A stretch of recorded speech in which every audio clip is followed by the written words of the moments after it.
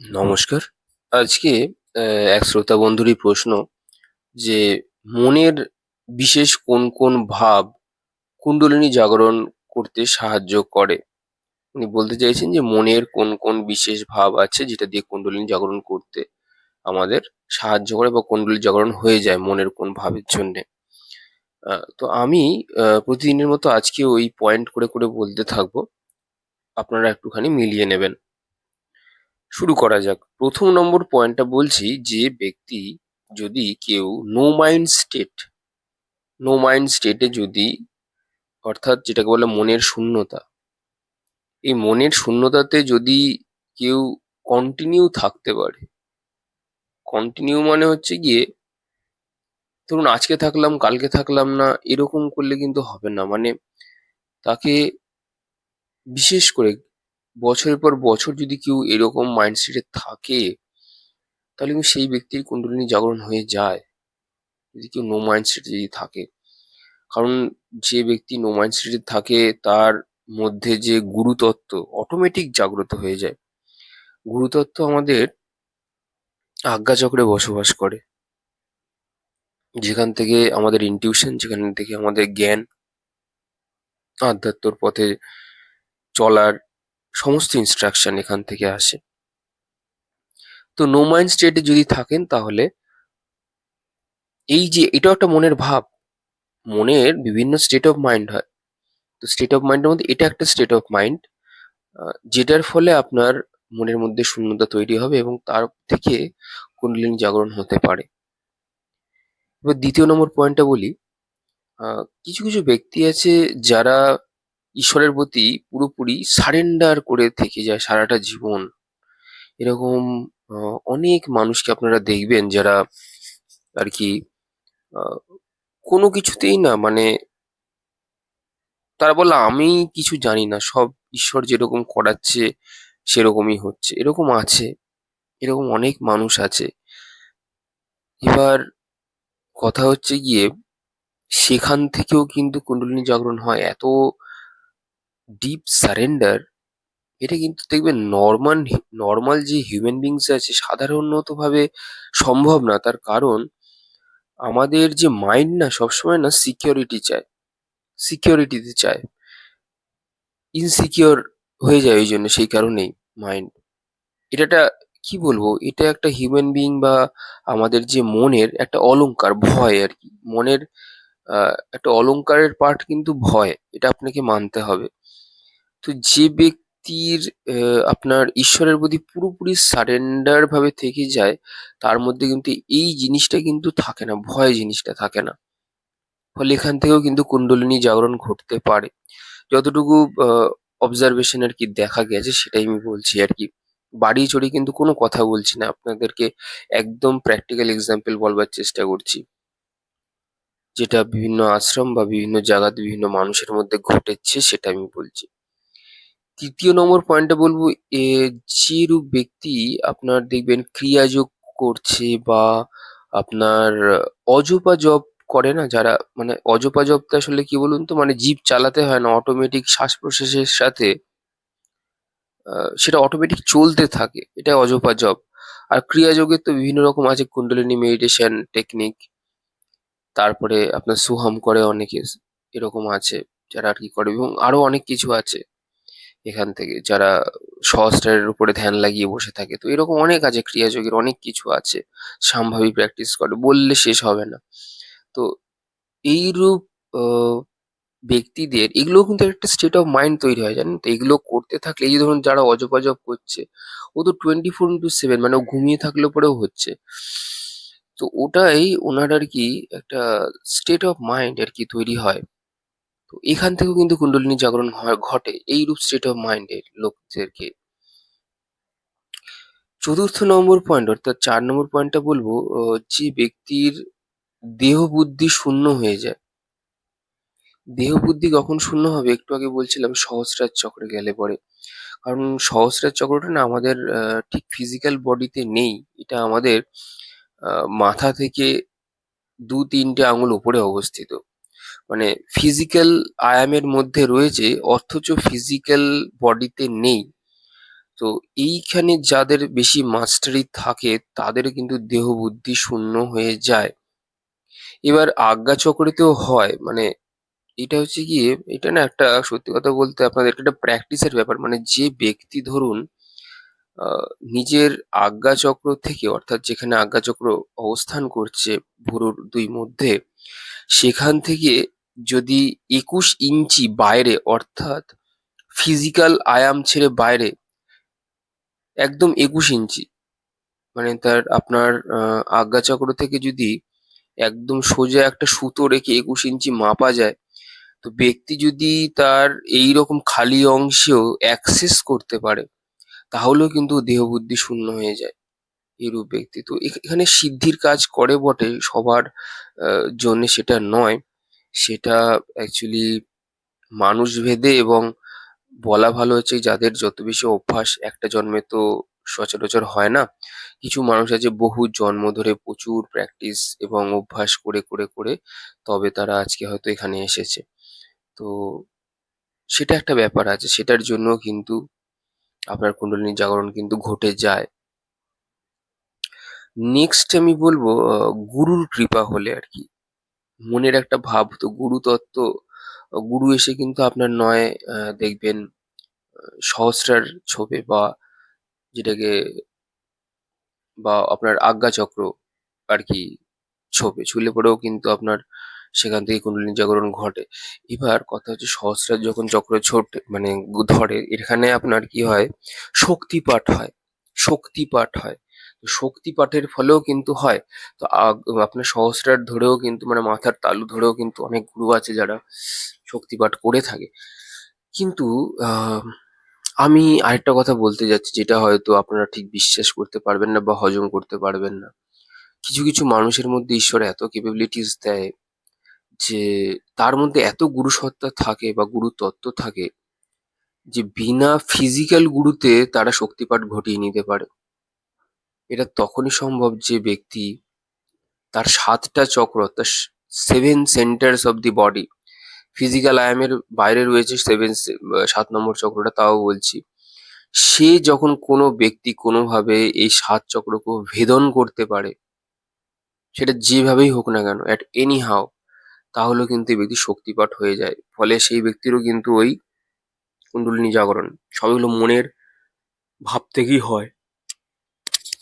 যাই হোক, এবার বলে ফেললাম অনেকটা বেশ আপনাদেরকে, সরি। পরের পয়েন্টটা বলি। যে ব্যক্তি ৫ নম্বর পয়েন্ট বলছি। যে ব্যক্তি জীবন থেকে না কোনো রকম আপনার আশা রাখে না আর।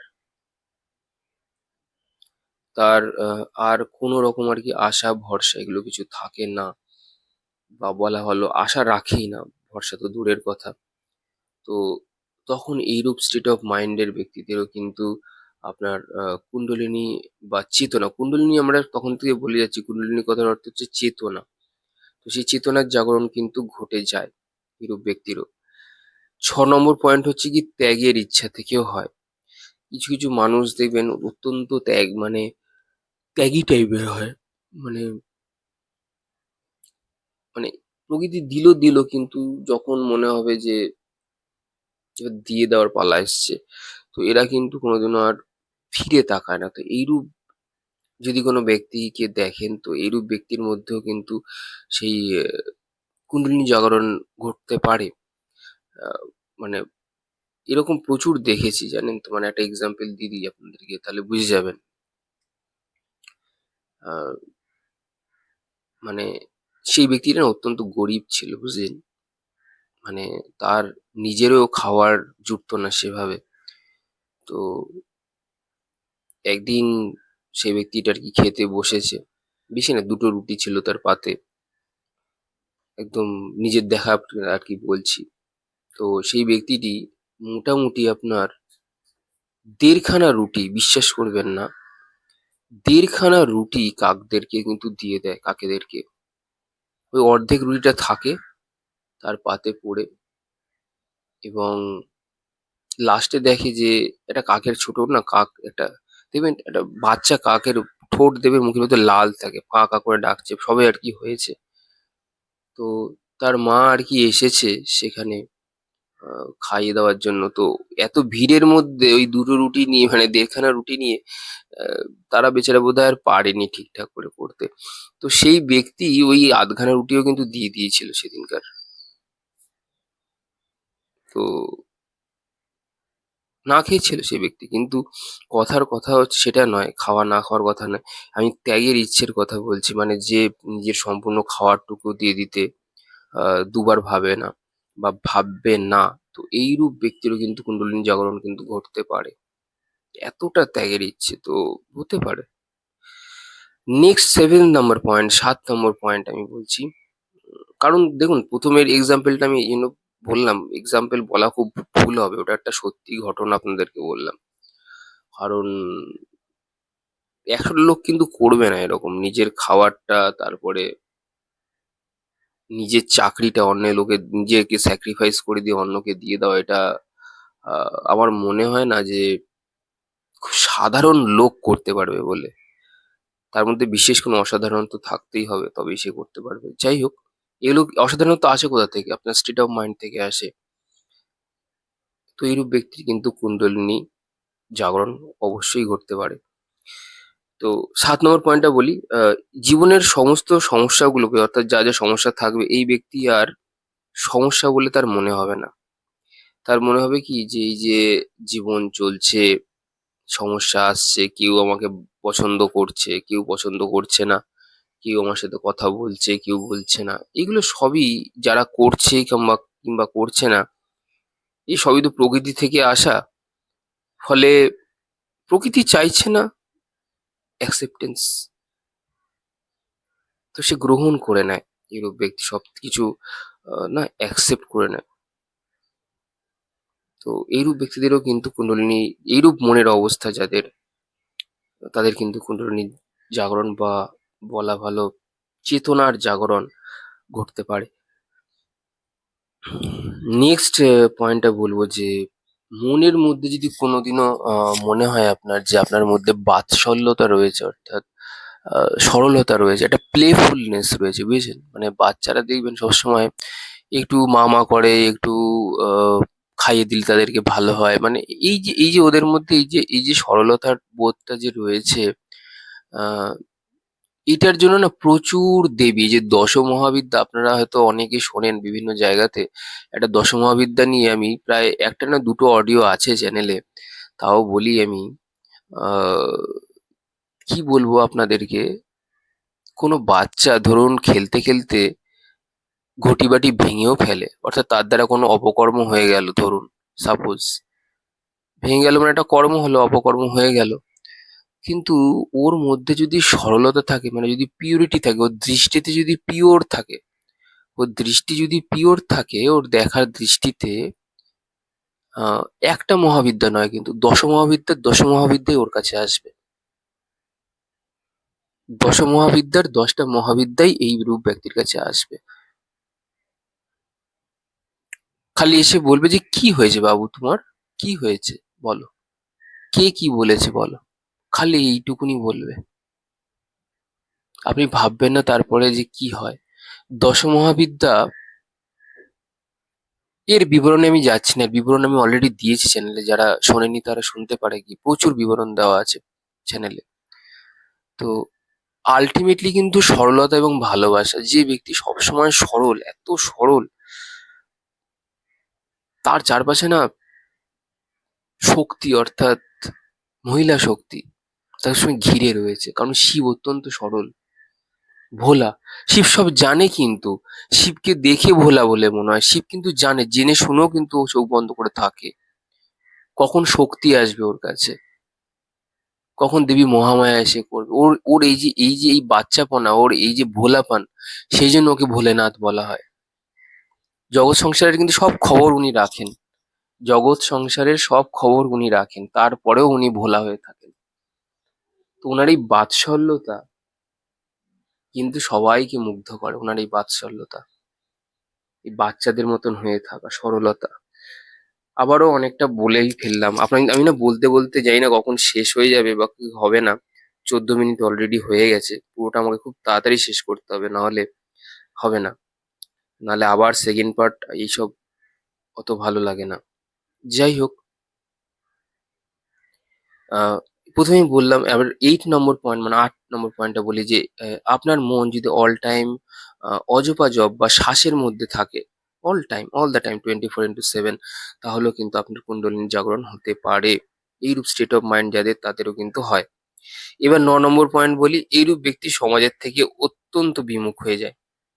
এরূপ ব্যক্তি সমাজের থেকে প্রচুর বিমুখ। মানে এরা মানে দেখবেন কোথাও ছবি দেওয়া, তারপরে ক্যামেরার সামনে না আসা, লাইমলাইটে না যাওয়া, ক্রেডিট না নেওয়া, এইগুলো না এইসব ব্যক্তির হচ্ছে গিয়ে আম ইনবর্ন আরকি গুণ দেখতে পাবেন। মানে কেউ কথা বলল তো এসে সেটা আলাদা কথা। কিন্তু এছাড়া আ সাধারণত খুব কাছের মানুষ মনে না করলে কাউকে কিন্তু এই ব্যক্তি যায় না তার কাছে। তো কাছের মানুষ বলতে গেলে হচ্ছে কি, মা হিসেবে দেখে বা দিদি হিসেবে দেখে। মানে এদের দৃষ্টি খুব পিওর থাকে যখন, তখনই এরা আরকি যায় বা কারো সাথে একটা দুটো কথা বলে। আদারওয়াইজ আ যায় না। সাধারণত যায় না। যেতে দেখিনি এখনো পর্যন্ত। আ তো যাই হোক, এটা একটা পয়েন্ট তার মধ্যে। তো এইরূপ স্টেট অফ মাইন্ড ব্যক্তিদের মধ্যেও কিন্তু এই মনের এই বিশেষ একটা ভাব, এটাও একটা বিশেষ ভাব। কারণ সবাই আ কিন্তু এইরকম ভাবনা নিয়ে চলে না। তো এটাও কিন্তু কুণ্ডলিনী জাগরণ করতে সাহায্য করে। আ নেক্সট যে পয়েন্টটা বলবো, সেটা হচ্ছে যে এইরূপ মানুষের মনের যে ভাব, 24 আওয়ার্স অল দ্যা টাইম মনের একটা না ভাব থাকে। ভাবের পরে মহাভাব হয়। মহাভাবে লোকে বিলীন হয়ে যায়। ভাবে লোকে বিলীন হয় না, তখন অব্দি থাকে শরীরে। তো ঈশ্বরের জন্য এই 24/7 কিন্তু তাদের মানে এই ভাবটা কন্টিনিউ থাকে। তো এরকম ভাব মানে ইমোশন সবসময় ঈশ্বরের জন্য রয়েছে। তো এর ফলেও কিন্তু এটা হয়। নেক্সট হচ্ছে গিয়ে এই ব্যক্তি কিন্তু কর্ম নিয়ে খুব সচেতন হয়। মানে আ কিভাবে দেখছি জিনিসকে, কিভাবে জগৎকে দেখছি, নিজের দ্বারা যাতে কোনো খারাপ কর্ম না হয়ে যায়, কাউকে কোনো ছোট বড় কথা না বলে যেন ফেলে, বা বলা ভালো, কাউকে হার্ট করে কথা বলা। এই জিনিসগুলো কিন্তু এই ব্যক্তির মধ্যে কিন্তু থাকে না, একদম থাকে না। তো ওই যে বললাম, বাচ্চা মানে একদম সরলতা মানুষ না থাকলে পরে কিন্তু এরূপ ভাব কিন্তু থাকে না। আচ্ছা, পরের পয়েন্টটা বলি, এইরূপ ব্যক্তি কিন্তু ভয়শূন্য হয়। অর্থাৎ এইরূপ ব্যক্তি কোনো কিছুর আর হারানোর ভয় তার আর জীবনে নেই। তার সারভাইভাল এরও চিন্তা নেই। এবার সবসময় যে ভয় শূন্য যদি কেউ থাকতে পারে, তার এমনিই কিন্তু ভয় শূন্যতার জন্য তার মূলাধার একদম সঠিক। সে এমন কোনো কাজই করে না যেখানে পাপ বোধ হয়। ভয় তখন লাগবে তোর আপনার যখন আপনি এমন একটা কোনো কাজ করেছেন যেটা আপনার মধ্যে পাপ বোধ হবে। তো এই ব্যক্তি সবসময় যেহেতু নির্লোভ, আ দৃষ্টিভঙ্গি, দৃষ্টিভঙ্গির মধ্যে শুদ্ধতা যদি থাকে, তাহলে কিন্তু এইরূপ ব্যক্তির আর ভয় আর লাগবে কিসে? মানে ওর তো পাপবোধ তৈরি হচ্ছে না। ও এমন কোনো কাজই করেনি, ওর মনের এমন কোনো ভাবেই আসেনি যে ওর মনকে যন্ত্রণা দেবে। তো ওর মধ্যে পাপবোধ থাকবে না। তাই জন্য ওর ভয়ও লাগে না। এবার পরের পয়েন্ট বলি, এইরূপ ব্যক্তি কিন্তু আপনার লাভ লোকসান থেকে উপরে উঠে যায়। এইরূপ ব্যক্তি লাভ এবং লোকসান থেকে উপরে উঠে যায়। মানে কোনটা করলে লাভ, বেশি টাকা পয়সার দিকে ছোটা, কোনটা করলে লোকসান, এই জিনিসগুলো থেকে কিন্তু উনি বেরিয়ে আসে। তো এইগুলোর একটা বৈশিষ্ট্য দেখা যায় এইরূপ ব্যক্তিদের মধ্যে। এইরূপ বিশেষ ভাব থেকেও যিনি আরকি লাভ লোকসান নিয়ে ভাবছেন না, তো তারও কিন্তু কুণ্ডলিনী জাগরণ হতে পারে। কেউ যদি মেইনটেইন করতে পারে, যে যতগুলো পয়েন্ট আমি বললাম, এগুলো যদি কেউ বছরের পর বছর, ইয়ার্স আফটার ইয়ার্স যদি কেউ মেইনটেইন করতে পারে, তাহলে কিন্তু তার এই জিনিসগুলো দেখা যায়। নেক্সট হচ্ছে গিয়ে এই ব্যক্তির কিন্তু ধীরে, ধীরে কিন্তু আসক্তি কমতে থাকে। যে ব্যক্তি আরকি attachments বলা ভালো না, এরা না withdrawal mode এ থাকে সবসময়। withdrawal mode মানে তুলে নিতে হবে সবকিছু। আর কিছুর দরকার নেই। লাটাই গোটাতে হবে। বলে না, লাটাই গোটানোর সময় হয়ে এসছে। তো withdrawal mode এ যদি ব্যক্তি থাকে, সেখান থেকেও কিন্তু চেতনার বৃদ্ধি হয়। কুণ্ডলিনী জাগরণ মানে কি? চেতনার বৃদ্ধি। তো চেতনার বৃদ্ধি এইভাবেও হয়, এবং সেটা মনের একটা state of mind। ঠিক আছে, চল পরে আরো দুটো আছে বলে ফেলি। এইরূপ ব্যক্তির মন সর্বদা কিন্তু ঈশ্বরের প্রতি থাকে, যেটা আগেও আমি বললাম। তারপরেও কিন্তু এই ব্যক্তির যেটা থাকবে সমস্ত জীব এবং নির্জীব বস্তুর প্রতি। জীব অর্থাৎ যে চলাফেরা করছে, আর নির্জীব অর্থাৎ হচ্ছে গিয়ে যারা চলাফেরা করছে না, যেরকম আপনার ঘরের বাড়ি, আপনার ঘরের সিঁড়ি, আপনার ঘরের কাঠ, আলমারি, সবাইকে এই ব্যক্তি কিন্তু ধন্যবাদ জানায়। এই ব্যক্তি ওদের ভাইব্রেশনও হাত দিয়ে বুঝতে পারে যে ওদের মধ্যেও প্রাণ আছে কোথাও না কোথাও, ওদের মধ্যে সেই সত্তা আছে যে ঈশ্বর বলেছে যে কণায় কণায় রয়েছে। তো সেই ফিলিংস গুলো তাদেরকে হাত দিয়ে ছুঁয়ে ছুঁয়ে সেই ব্যক্তি কিন্তু বুঝতে পারে। তো তাদের সাথে কথা বলে। এটা তখনই হবে যখন আপনার মন একদম সরল হয়ে যাবে, যখন আপনি টাকা পয়সা, লাভ লোকসান এগুলো নিয়ে ভাবছেন না, ফিউচার নিয়ে আপনি ভাবছেন না, তখন এই জিনিসটা হবে। আদারওয়াইজ কিন্তু এই জিনিসটা হওয়া খুব কঠিন।